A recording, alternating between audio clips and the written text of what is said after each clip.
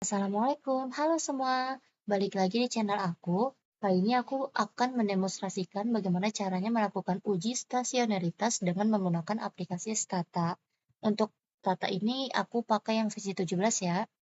Oke, langsung aja. Di sini aku udah punya data BI Red. Kita copy paste dari bagian judulnya.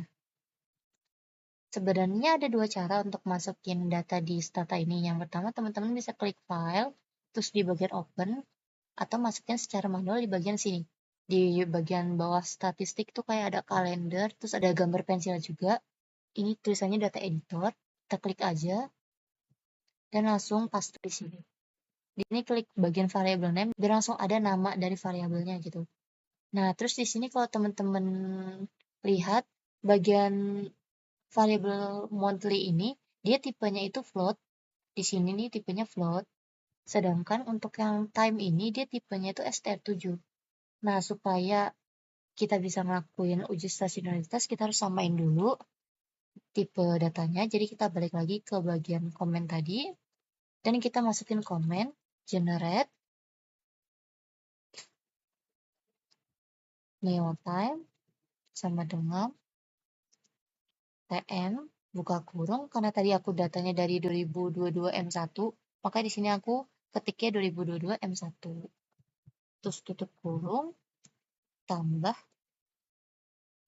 underscore n-1. Oke.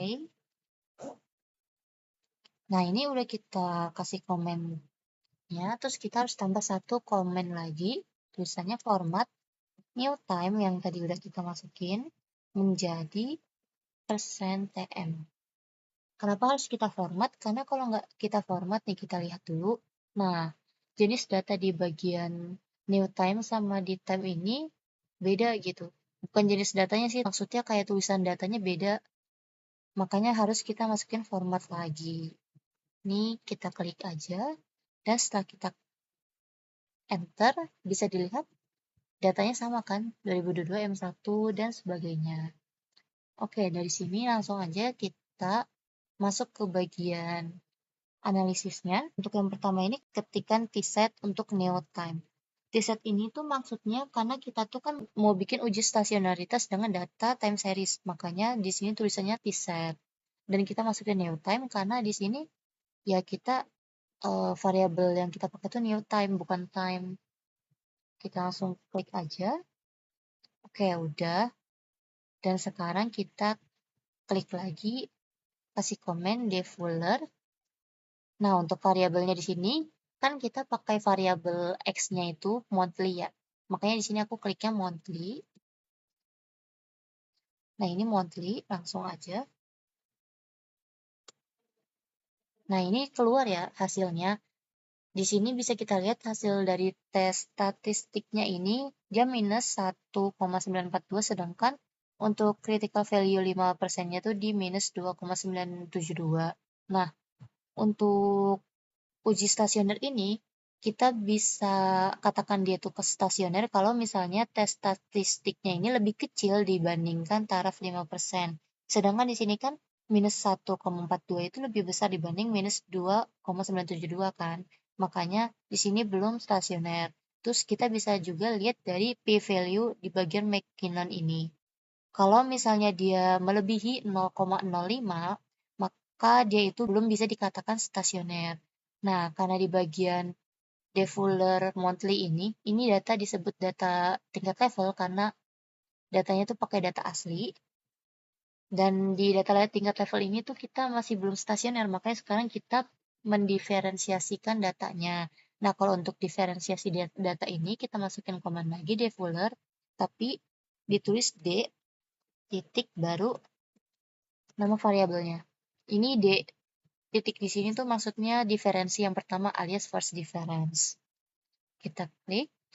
Oke, di sini hasil first difference-nya ini tes statistiknya masih sedikit lebih besar dibanding critical value-nya di taraf 5%. Dan untuk p-value-nya juga masih melebihi 0,05.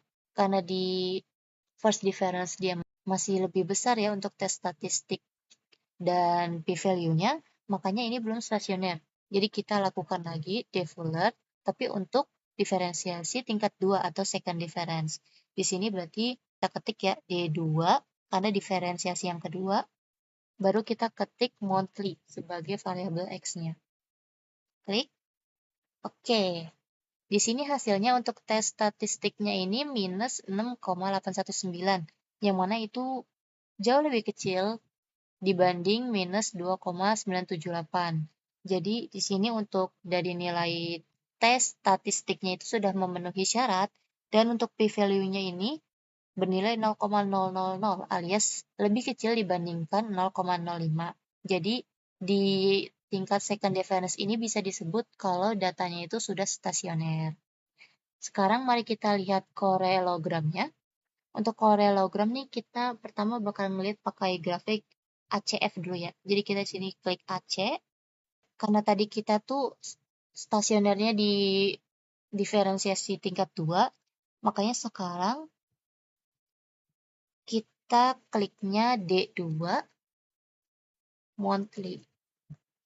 AC D2 monthly. Kalau misalnya kalian stasionernya di first difference, berarti di sini tulisnya D aja ya.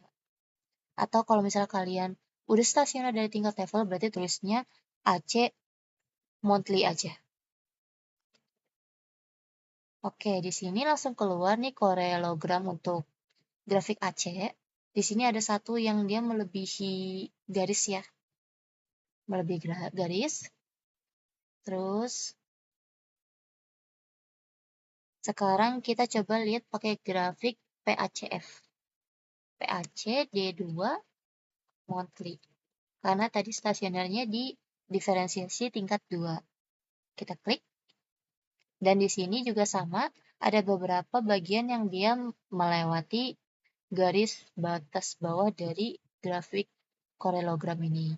Tapi karena tadi dari hasil polernya itu dia sudah stasioner di diferensiasi tingkat 2, maka data ini sudah stasioner di diferensiasi tingkat 2. Oke, sekian penjelasan dari aku. Terima kasih. Wassalamualaikum warahmatullahi wabarakatuh.